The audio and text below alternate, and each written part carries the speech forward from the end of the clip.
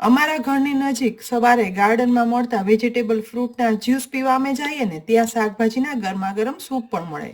તો થયું કે ચાલો કોર્નફ્લોરના ઉપયોગ વગર ઘરમાં સરળતાથી બને અને બધાને ભાવે ને તેવા સોમવારથી શનિવારના સૂપની રેસીપી આજે તમારી સાથે શેર કરું.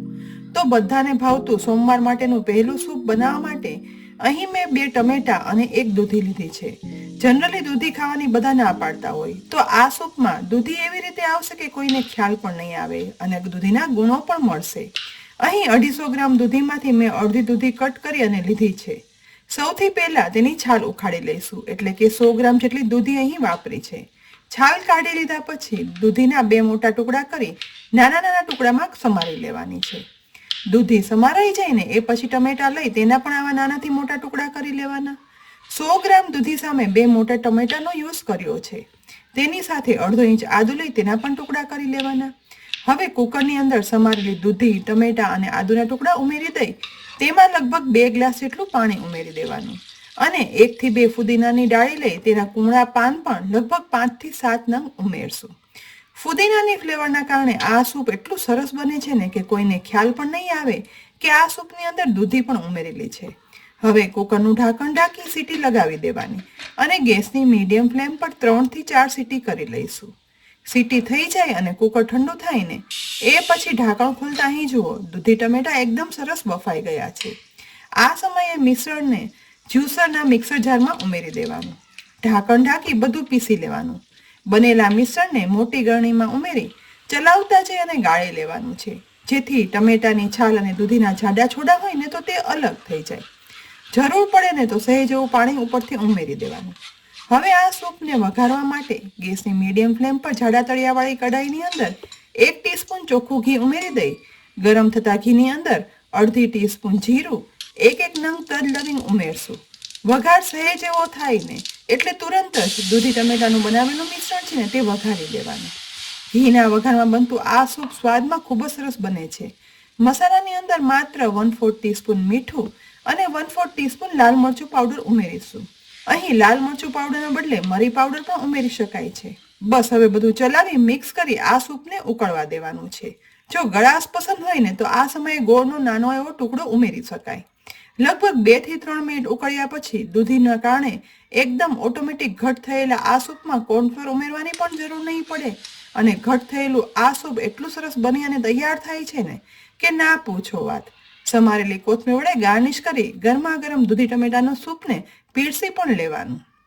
હવે મંગળવારના દિવસે પીવા માટે બનાવવા બીજું સૂપ માટે અહીં મેં થોડી પાલકની ભાજી લીધી છે. તેની સાથે થોડી એવી મેથીની ભાજી લઈશું. પાલક અને મેથીની ભાજીનું પ્રમાણ આપણે પસંદગી પ્રમાણે વધઘટ કરી શકાય છે. સ્વાદ સરસ આપવા માટે 1 ટમેટું પણ લેવાનું છે.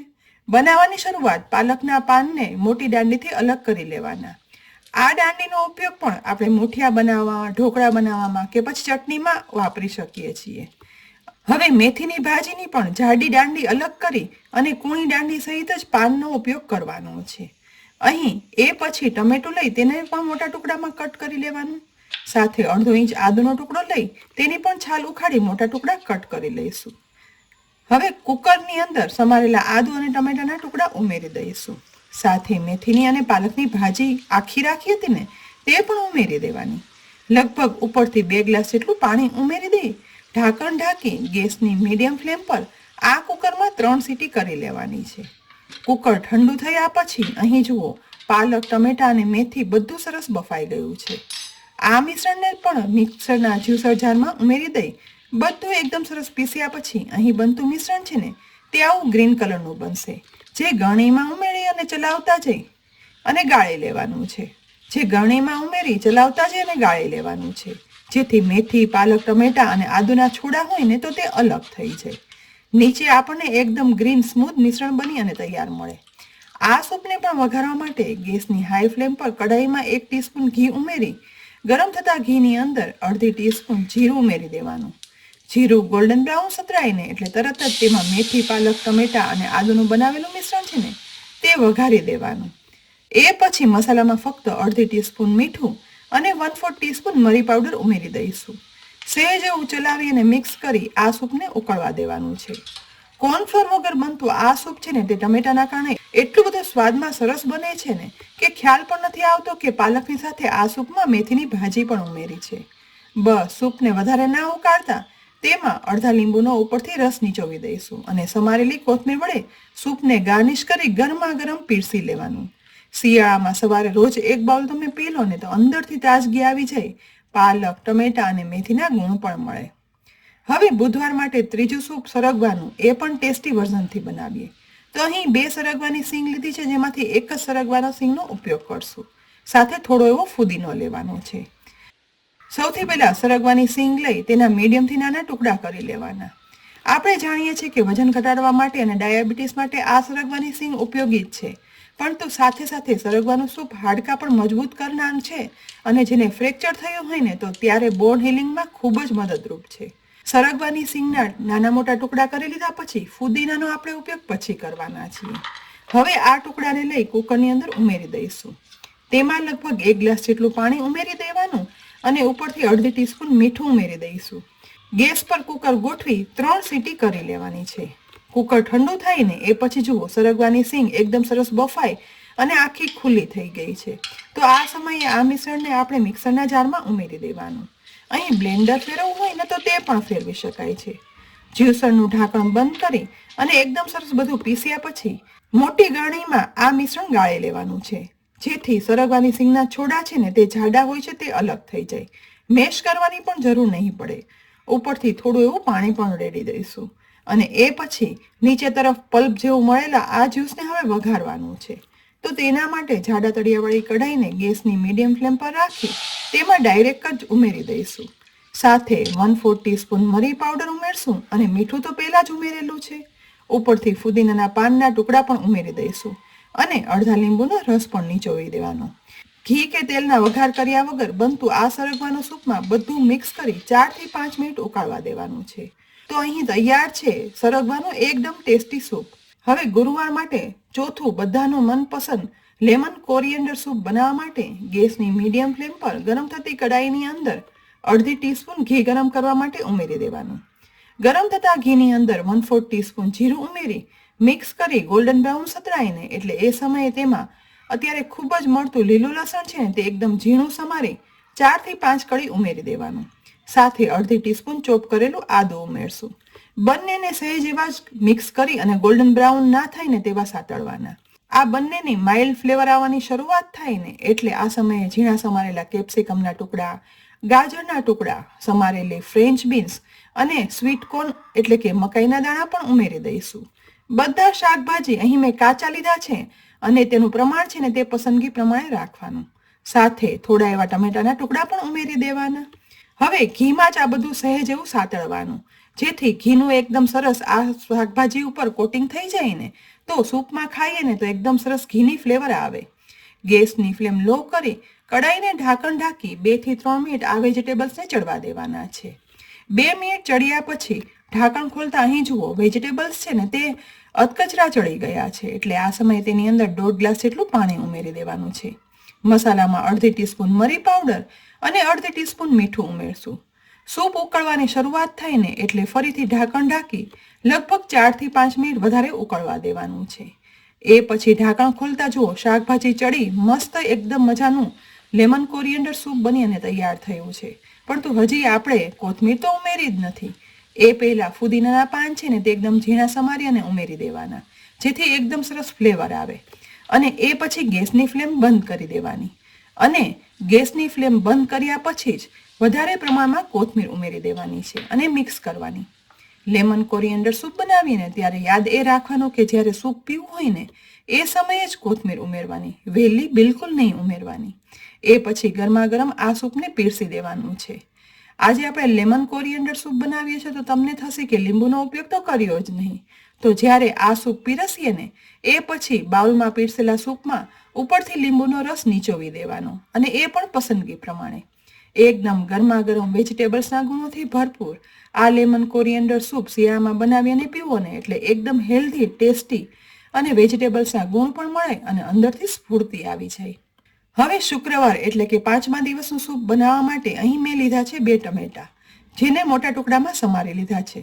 સાથે અમેરિકન મકાઈનો એક ટુકડો પણ લઈશું. બનાવવાની શરૂઆત ઉકળતા પાણીની અંદર ટમેટાના ટુકડા ઉમેરી દેવાના અને તેની છાલ અલગ થઈ જાય ને તેટલા એને બાફવાના છે. બીજા બાઉલની અંદર ગરમ થતા પાણીમાં મકાઈના દાણા ઉમેર્યા છે. મકાઈના દાણાને પસંદગી પ્રમાણે લઈ શકાય છે, જેની અંદર અડધી ટીસ્પૂન મીઠું ઉમેરી દેવાનું.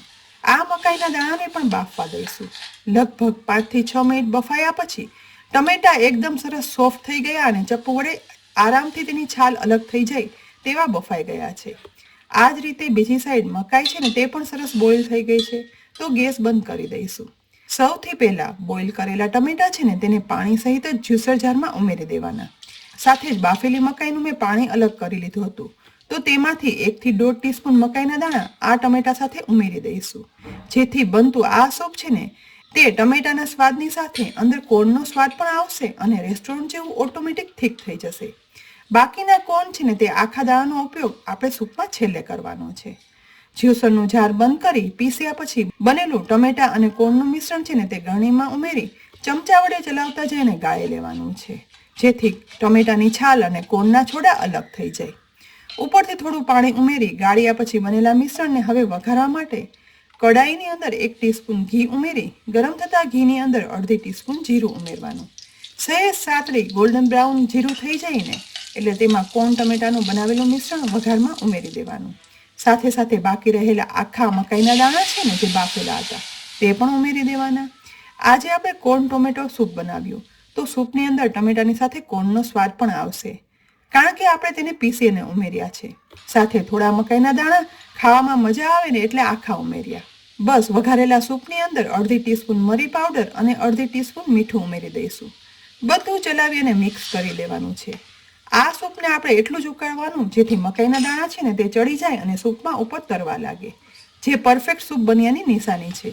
લગભગ 5 થી 6 મિનિટ ઉકળ્યા પછી જો મકાઈના દાણા સરસ ફૂલી સૂપમાં ઉપર તરવા લાગ્યા છે, તો આ સમયે ગેસની ફ્લેમ બંધ કરી દેવાની. મકાઈના કારણે આ સૂપ ઓરિજિનલ થિકનેસ સાથે એટલું સરસ બને છે ને કે ના પૂછો વાત. આ બનેલા ટોમેટો કોર્ન સૂપને ગરમા ગરમ જ પીરસી દેવાનું. શનિવાર માટેનું છઠ્ઠું એકદમ હેલ્ધી વિટામિન્સ કેલ્શિયમથી ભરપૂર સૂપ બનાવશું. તો આ બનાવવાની શરૂઆત ગેસની લો ફ્લેમ પર ગરમ થતી જાડા તળિયાવાળી કડાઈની અંદર અડધી ટીસ્પૂન ચોખ્ખું ઘી ઉમેરી દેવાનું. ઘી ગરમ થાય ને એટલે તેમાં અત્યારે ખૂબ જ મળતું લીલું લસણ, જે મેં 2 થી 3 કળી આખું અને ગ્રીન સફેદ ભાગ સમારી અને લીધો છે, સાથે અડધો ઇંચ ચોપ કરેલું આદું ઉમેરવાનું. સહેજ એવું ઘીની અંદર બંનેને સાતળી લેવાના, જેથી તેની માઇલ્ડ ફ્લેવર છે ને તે ઉભરી અને બહાર આવે. વધારે ના સાતળતા તુરંત જ તેમાં ઝીણા સમારેલા ગાજર, ઝીણી સમારેલી ફ્રેન્ચ બીન્સ અને મકાઈના કાચા દાણા અને ટમેટાના ટુકડા ઉમેરવાના. અહીં શાકભાજી આપણી પસંદગી પ્રમાણે વધારે કે ઓછું અને જે શાકભાજી ઉમેરવા હોય તે અથવા સ્કીપ કરવા હોય ને તો તે કરી શકાય. બસ માત્ર સહેજ એવું મિક્સ કરી અને આ વેજીટેબલ્સને સાતળવાના. હવે તુરંત જ તેની અંદર 1 થી 1.5 ગ્લાસ જેટલું પાણી ઉમેરી દેવાનું. એ પછી મસાલામાં અડધી ટીસ્પૂન મરી પાવડર અને 1/4 ટીસ્પૂન મીઠું ઉમેરી મિક્સ કરશું.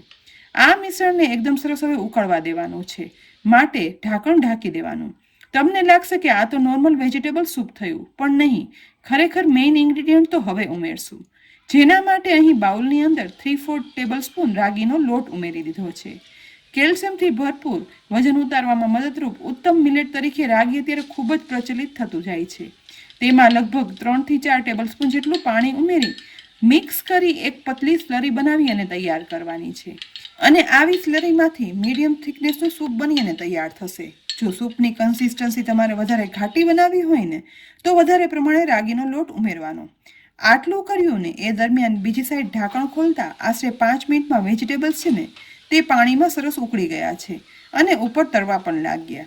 બસ આવા અધકચરા વેજીટેબલ થાય ને એટલે આ સમયે મિક્સ કરી અને બનાવેલી રાગીની સ્લરી છે ને તે ઉમેરી દેવાની છે.